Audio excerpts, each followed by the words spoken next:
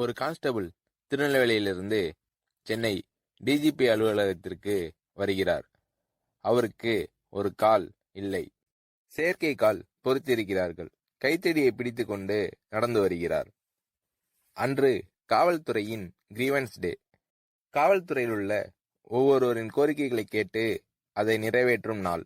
திருநெல்வேலியிலிருந்து வந்த அந்த கான்ஸ்டபிளை பார்த்து டிஜிபி அலெக்சாண்டர் அவர்கள் என்ன கோரிக்கை என்று கேட்கிறார். அதற்கு அந்த கான்ஸ்டபிள், ஒரு விபத்தில் என்னுடைய காலை நான் இழந்து விட்டேன். அதனால் தற்போது செயற்கை கால் பொருத்தி இருக்கிறேன். இந்த செயற்கை கால் வெயிட் அதிகமாக இருப்பதால் என்னால் இதனை பயன்படுத்தி கொண்டு நடப்பது கஷ்டமாக இருக்கிறது. இப்போது மருத்துவத்துறையில் எடை குறைந்த நவீன செயற்கை கால் வந்திருக்கிறது. அதனை பயன்படுத்தி கொண்டு நான் நடந்தால் என்னால் சுலபமாக நடக்க முடியும் என்று மருத்துவர்கள் சொல்கிறார்கள். அதனால் அந்த செயற்கை காலை எனக்கு வாங்கி கொடுங்கள் என்று கேட்கிறார் அந்த கான்ஸ்டபிள். சரி என்று டிஜிபி அலெக்சாண்டர் அவர்கள் அந்த செயற்கை காலின் விலை என்ன என்று கேட்கிறார். 2,50,000 ரூபாய் என்கிறார் அந்த கான்ஸ்டபிள். உடனே டிஜிபி அலெக்சாண்டர் அவர்கள் காவல்துறையின் கிளர்க்கிடம் அந்த கான்ஸ்டபிளை அழைத்து சென்று விவரத்தை சொல்கிறார். அந்த கான்ஸ்டபிளின் விவரத்தை சரிபார்த்த அந்த கிளர்க், இவருக்கு வழங்க வேண்டிய அனைத்து நிதி உதவிகளையும் வழங்கிவிட்டோம்.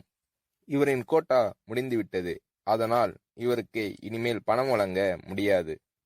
உங்களுக்கும் இவருக்கு பணம் வழங்கும் அதிகாரம் இல்லை என்கிறார் கிளர்க். டிஜிபி அலெக்சாண்டர் அவர்கள் அந்த கான்ஸ்டபிளை திரும்பி பார்க்கிறார். அவர் பாவமாக நின்று கொண்டிருக்கிறார். உடனே அந்த கான்ஸ்டபிள் டிஜிபி அலெக்சாண்டர் அவர்களிடம், சார், உங்களுக்கு அதிகாரம் இல்லை என்று எனக்கு தெரியும். நீங்க அம்மா அவர்களிடம் போய் கேளுங்க, அவங்க நிச்சயமாக கொடுப்பாங்க சார் என்கிறார் அந்த கான்ஸ்டபிள். டிஜிபி அலெக்சாண்டர் அவர்கள் அந்த கான்ஸ்டபிளிடம் மனு எதுவும் இருக்கிறதா என்று கேட்கிறார்.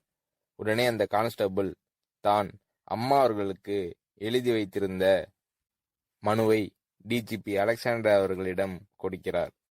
அம்மா அவர்களிடம் சென்று டிஜிபி அலெக்சாண்டர் அவர்கள் அந்த கான்ஸ்டபிளின் விவரங்களை சொல்லி அவர் கொடுத்த மனுவை கொடுக்கிறார்.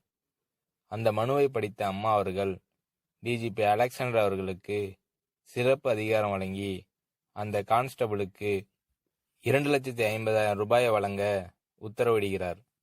பிறகு டிஜிபி அலெக்சாண்டர் அவர்கள் அந்த கான்ஸ்டபிளை அம்மா அவர்களிடம் அழைத்து வருகிறார். அந்த கான்ஸ்டபிளிடம் அம்மா அவர்கள், உங்களுடைய டிஜிபி உங்களுக்கு கால் வேணும்னு சொல்லி சிறப்பு அதிகாரம் கேட்டார். அந்த அதிகாரத்தை நான் கொடுத்திருக்கிறேன். இந்த 2,50,000 ரூபாயை வைத்து நல்ல காலை பொருத்தி பொதுமக்களுக்கு நல்ல சேவை செய்யுங்க என்று சொல்லி அந்த கான்ஸ்டபிளிடம் அந்த 2,50,000 ரூபாயை வழங்குகிறார் அம்மா அவர்கள்.